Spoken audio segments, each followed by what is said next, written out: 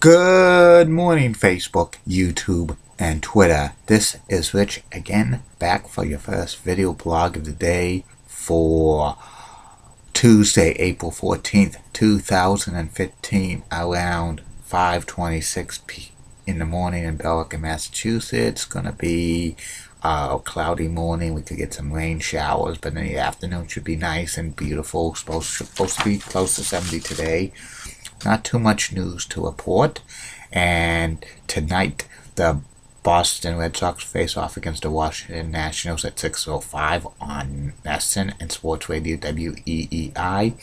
And the Toronto Raptors face off against Boston Celtics at the TD Garden at 7:30 on Comcast Sportsnet New England and the Sports Hub 98.5.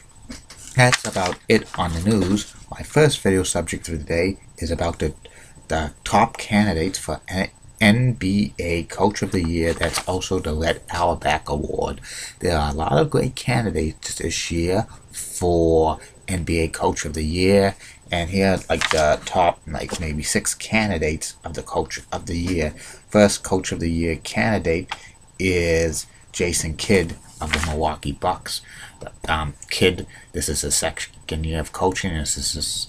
He coached the Nets last year to the playoffs, and this year he's coaching the Bucks, who had a very young team. Plus, they had one of the worst records in the NBA last year. He made them into a playoff contender. They clinched the playoff spot, so I think Jason Kidd could get serious Coach of the Year candidate.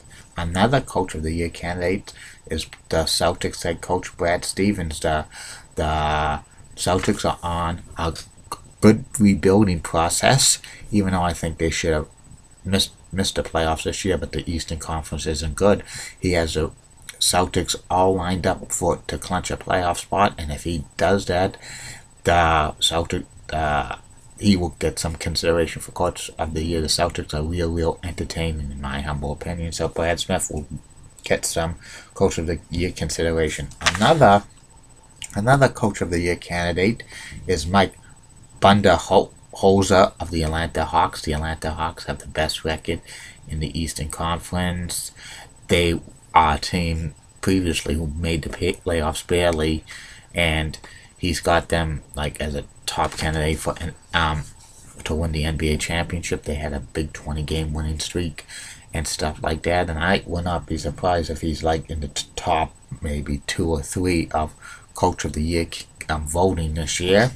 And the next Coach of the Year candidate for the NBA is Steve Kerr of the Golden State Warriors. This is the first year Steve's coached anywhere, and he led the Warriors to the best overall record, and he's a great coach. The Warriors might be one of the odds-on favorites to win that NBA championship, and he's doing a great coaching job. Another good coaching job this year, who's a good Coach of the Year candidate, is Kevin McHale of the Houston Rockets. He has led the Rockets to one of the best records in the Western Conference, despite Dwight Howard missing significant time. James Harden has stepped it up, and this is probably Kevin McHale's best coaching job, so I would not be surprised if he's in the top 5 for Coach of the Year voting.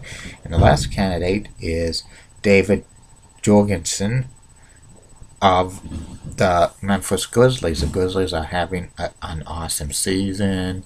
They led the Southwest Division for most of the year, so I think Jorgens should get some consideration for Coach of the Year.